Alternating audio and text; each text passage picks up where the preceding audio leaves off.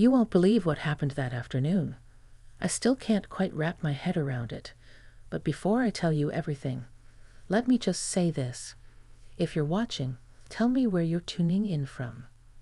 I love knowing the cities that gather around these stories. Maybe you're from Dallas or Chicago or some quiet little town like mine. And if you're new here, go ahead and hit that subscribe button and like the video, because this one stays with you. All right, here we go. My name's Caroline. I'm 60 years old, though some mornings my knees remind me I've lived a little longer than that. I live in a modest, sunlit house on the edge of Maple Creek, a place where the mailman still waves and the neighbors still borrow sugar. It's quiet here, and for the most part, I like it that way. That day started out like any other. I was making coffee in the kitchen, sunlight slipping through the lace curtains and scattering across the counter. I remember thinking how the house had felt a little emptier lately. My daughter Emily had been spending more and more time away. College, work, her own world taking shape. It's what you hope for as a mother, of course, but it doesn't mean it doesn't sting a little. She mentioned a boyfriend once or twice, but I hadn't met him yet. I'd heard his name, Michael, and from the way she said it, I could tell he was the sort of person who made her eyes light up. You know how young love sounds, the kind that makes you smile and worry all at once. That morning, Emily had texted that she and Michael were going to stop by. "We'll come in around 2, she wrote. I spent the next hour half cleaning, half talking to myself, fussing over the living room like it mattered. It's silly, I know, but when your child brings someone home for the first time, you want everything to look right. 2:00 came and went. 3. By 4, I was sitting on the couch, my coffee long cold, wondering if I should text her. I heard a car door outside, then quiet footsteps on the porch. The sound of hesitation, that little shuffle before a knock. But before I could call out, I saw him through the side window. He wasn't knocking. He was standing there by the stairs, tall, lean, hands shoved into his pockets, eyes cast down like he was lost in thought. When I opened the door, he startled slightly, then smiled. "Mrs. Carter?" he asked. "Yes," I said, brushing a strand of hair behind my ear. "You must be Michael." He nodded. Emily asked me to come ahead. She got caught up at work, said I should wait here. His voice was calm, but had that nervous politeness that young men sometimes wear when they're trying too hard to be respectful. "Come in," I said, stepping aside. "You can wait inside. It's warm." He hesitated, then crossed the threshold, glancing around as if afraid to touch anything. His manners reminded me of a time long gone, back when people actually looked you in the eye when they spoke. We made small talk at first, how long he and Emily had been dating, what he did for a living. He was a carpenter's apprentice, working toward his certification. That surprised me, honestly. There was something about his steady tone and his hands, clean but calloused, that told me he was someone who built things to last. The light in the hallway was fading, golden and soft. We sat opposite each other on the couch. I remember how quiet the house felt. You could hear the ticking of the wall clock and the distant hum of a lawnmower somewhere down the street. After a moment, he laughed, a soft, nervous sound. "I didn't mean to make it awkward," he said. "You didn't," I assured him. "It's just been a while since this house had someone new sitting here." He looked at me with a kind of gentle curiosity, not pity, not judgment, just presence. That rare sort of attention that feels like sunlight after weeks of rain. We talked for almost an hour. About Emily, about how she reminded him to slow down sometimes, about his family, about mine. I told him how I'd lost my husband 10 years earlier, a sudden heart attack, one of those moments that divides your life into a before and an after. He grew quiet then. "I'm sorry," he said. "I didn't mean to bring up anything painful." I smiled. "You didn't. It's part of me now." Talking about him feels more real than pretending the ache isn't there. He nodded, eyes soft, thoughtful. Emily told me you're strong. I see what she means. That struck me, not because of the compliment, but because of how genuine it sounded. It had been a long time since anyone had said something like that without an ounce of pity. Outside, the sky had turned lavender, the kind of color that makes you pause for no reason at all. I offered him some tea, and he followed me to the kitchen. We stood by the counter, steam rising between us, the quiet hum of the kettle filling the space. I noticed how he looked at things, not with impatience but attention, like he appreciated the small details. The chipped edge of the mug, the flicker of the candle on the table, the way the light caught the old brass handles of the drawers. When I handed him the cup, our fingers brushed, just a small, fleeting touch, but it carried a strange, familiar warmth, the kind that reminds you that you're still here, still capable of feeling. We both pretended not to notice. Then he smiled. "You make a good cup of tea," he said softly. I laughed, maybe too quickly. It's just the tea bag doing its job. But there was something in that moment, not flirtation exactly, not even attraction, but an understanding. A shared awareness of loneliness, of quiet spaces that used to be full. We ended up sitting again, tea in hand, talking until we heard a car outside. Emily's voice followed soon after, bright and apologetic, calling from the driveway. Michael stood quickly, setting his cup down, his face shifting into that familiar smile reserved for someone else. "Thank you for keeping me company," he said, almost shyly. "Of course," I replied. "You're welcome here any time." And as I watched him step outside to greet my daughter, something stirred inside me. Not desire, not guilt, but a curious sense of being seen. Really seen for the first time in years. That night, after they left, I sat by the window watching the moon slide between the clouds. I couldn't shake the quiet hum of that afternoon, the unexpected comfort of another person's presence, the simple grace of being heard. I didn't know it then, but that small, ordinary meeting beside the stairs would change everything that came after. I didn't sleep much that night. Every time I closed my eyes, I kept seeing the way Michael had stood beside the stairs, the way his eyes had softened when we spoke about life and loss. It wasn't about attraction, not in the way people might assume, but something subtler, deeper.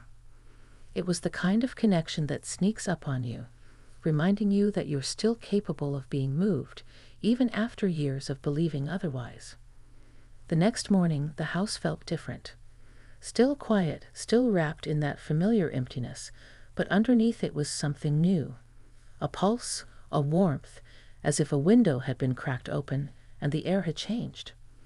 I found myself fussing over little things, rearranging the living room, putting out fresh flowers though no one was coming over.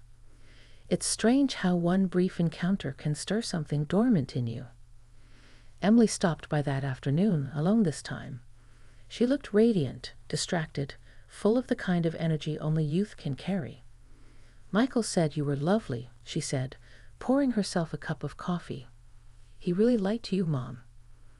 I smiled, though I felt a flutter in my chest at the mention of his name. "He's polite," I said. "You've chosen well." She laughed, brushing her hair back. "He was so nervous about meeting you. Said he wanted to make a good impression." "He did," I replied softly. For a moment, Emily studied me, as if trying to read something behind my calm expression. Then she grinned and changed the subject, chatting about her job, her deadlines, her friends. I listened, nodding, but part of my mind kept drifting. Not out of disinterest, but because some quiet part of me was elsewhere, replaying fragments of that first meeting. When she left, the house settled again. The sound of her car faded down the street, leaving only the ticking of the clock and the faint hum of the refrigerator. I sat on the couch, hands folded in my lap, staring at the half-empty cup of tea Michael had left behind the day before. I hadn't washed it yet. maybe because it made the house feel a little less empty.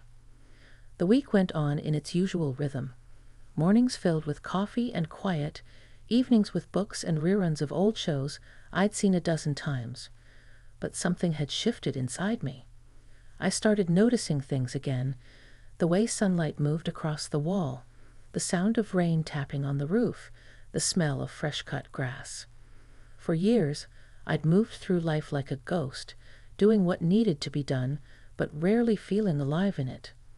Somehow, that small moment, that conversation, had stirred something real. 3 days later, I saw Michael again.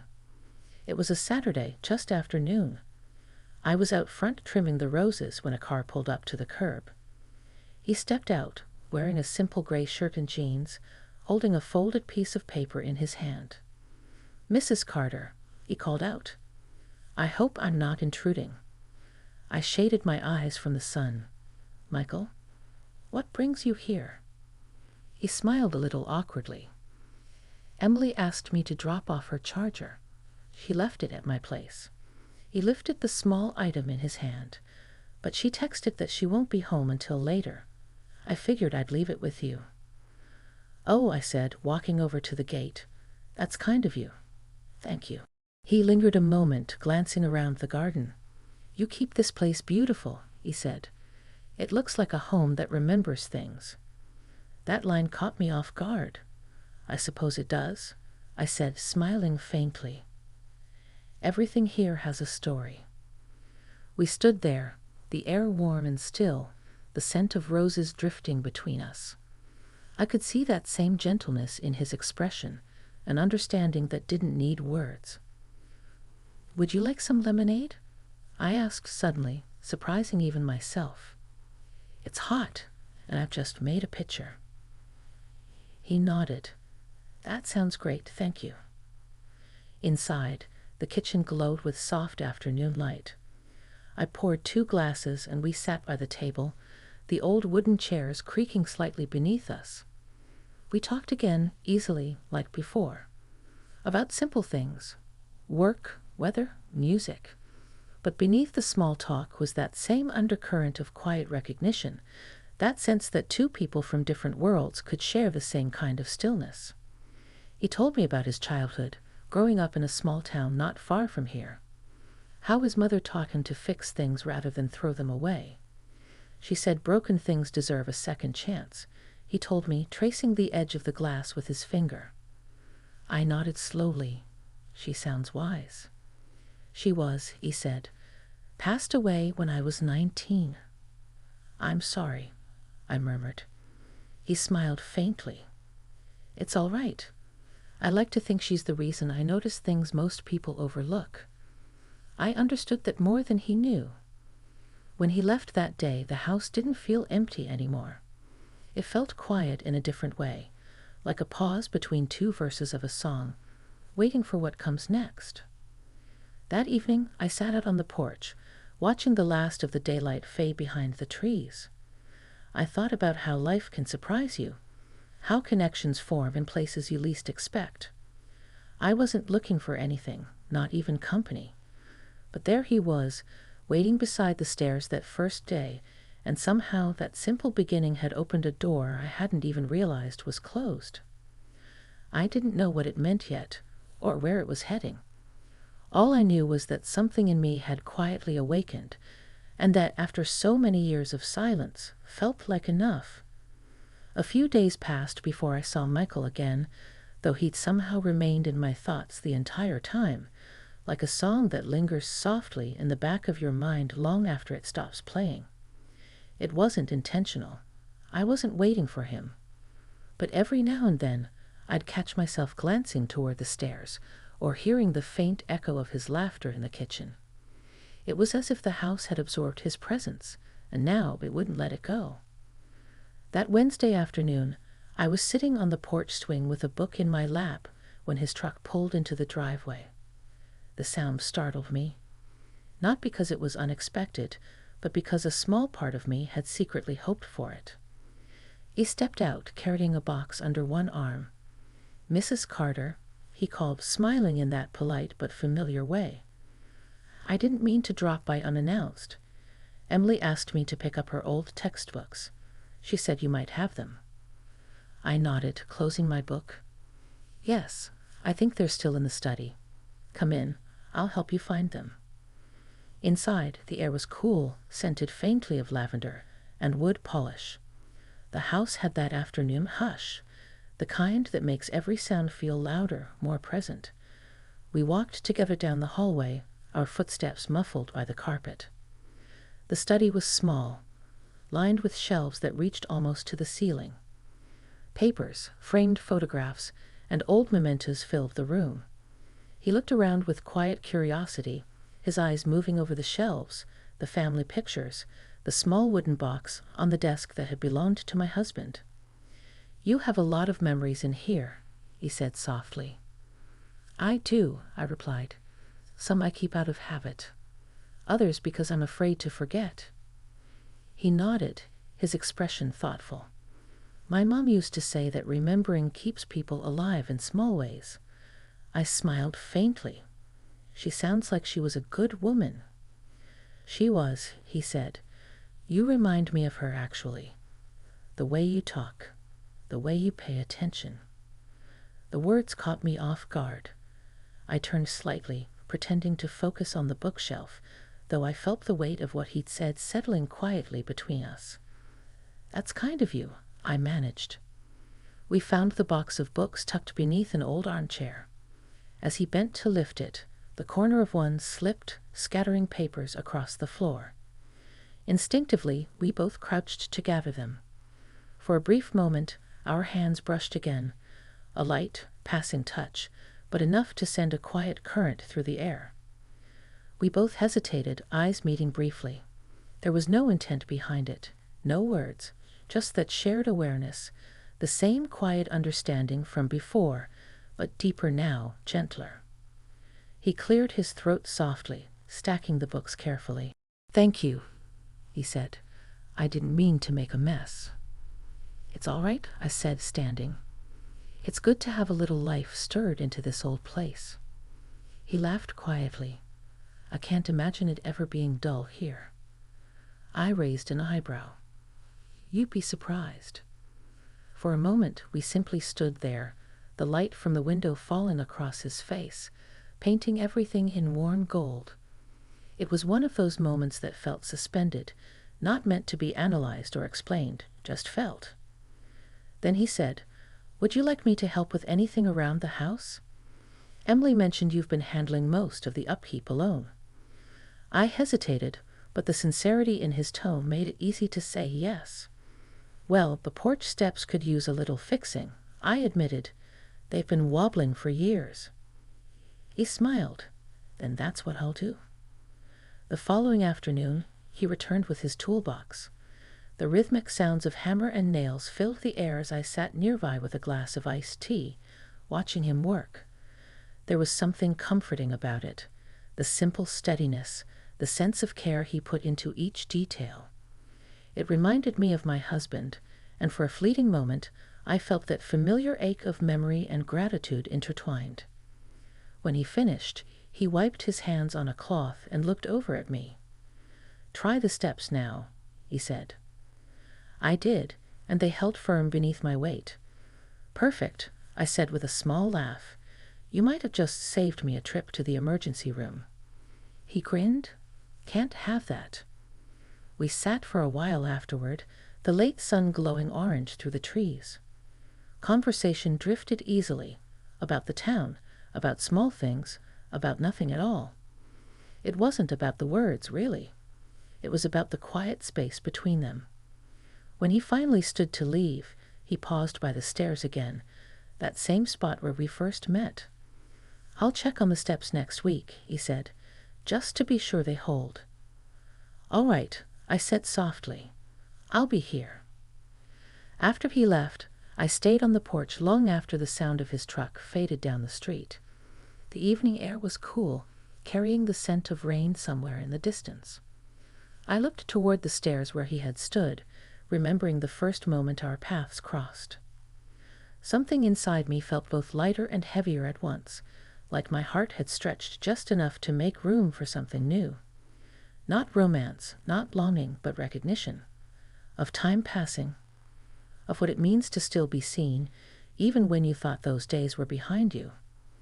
I didn't know it yet, but that quiet, steady kindness he brought into my world was slowly teaching me how to live again, not in the way I used to, but in a gentler, more forgiving way. The days turned cooler and autumn began to settle in, the kind of season that makes everything feel softer, slower. The trees along Maple Creek had turned shades of amber and rust, and the wind carried that crisp scent of change. I found myself looking forward to the sound of footsteps outside my porch, to the knock that always came at the same hour. Michael had kept his word. Every few days he stopped by, sometimes to check the porch, sometimes to bring something small he'd fixed, sometimes with no reason at all. He always had that same quiet presence, that easy smile that didn't need to fill silences with words. It had become a rhythm, one that felt natural, unspoken, and strangely comforting. Emily was busier than ever, working late, traveling, building her own life. I was proud of her, but in her absence, the house no longer felt as lonely as it once had. There was always the hum of anticipation now, the knowledge that someone would appear by the gate with a wave and a grin, asking how my day had been. One afternoon, as the golden light filtered through the kitchen window, Michael arrived carrying a small wooden box. He set it gently on the table and said, "I made this for you." I looked at it, surprised. "For me? What is it?" "Open it," he said simply. Inside, nestled on soft fabric, was a small music box, hand-carved, delicate, the grain of the wood polished smooth. I turned the tiny crank, and a soft melody began to play, quiet and familiar. It was the song my husband and I used to dance to long ago. My breath caught in my throat. "How did you?" I asked, my voice trailing off. "Emily mentioned it once," he said, looking down almost shyly. "I thought maybe you'd like to hear it again." I didn't know what to say. The sound filled the kitchen, wrapping around the walls, stirring memories I'd tucked away for years. It wasn't sadness this time. It was gratitude. Gratitude that someone had remembered, that someone had cared enough to bring that small piece of my past back to life. "Thank you," I said finally. "You have no idea what this means." He smiled, but there was a softness in his eyes. "I think I do." We sat together in the quiet for a long time after that, listening to the faint tune as it wound down. When it stopped, the silence that followed didn't feel empty. It felt full, like something had settled peacefully inside both of us. In the days that followed, I noticed how easily he'd become a part of my routine. Not in a way that crossed any lines, but in the kind of way life sometimes arranges itself when two people simply understand one another. He'd fix something small around the house. I'd bake a pie and send him home with half. We'd talk about the world, about family, about the things we both missed, and the things we still hoped for. One afternoon, as he was leaving, he turned at the bottom of the stairs, that same place where our story had quietly begun. The sky behind him was painted with streaks of orange and rose. "You've helped me more than you realize," he said suddenly. I tilted my head, surprised. "Me? How so?" He looked thoughtful for a moment. "When I first came here, I was restless, trying to figure out who I wanted to be. You reminded me that it's okay to slow down, to appreciate what's in front of me." I smiled faintly. "And you reminded me that it's never too late to start again." For a while, we just stood there, that golden evening light between us, the porch creaking softly beneath our feet. It wasn't about romance or age or circumstance. It was about connection, the kind that leaves you a little better than you were before. He nodded once, his expression calm, grateful. "I'm glad I knocked on your door that day." "So am I said quietly. "So am I." After he left, I stayed outside, watching the last light fade over the trees. The wind rustled through the leaves, scattering them across the path, and I thought about how unexpected moments can shift an entire season of your life. I went back inside, sat by the window, and opened the music box again. The melody filled the room, just as before, only now it didn't carry the weight of loss. It carried something new: warmth, peace, and the memory of a kindness that had changed me. That's the thing about life.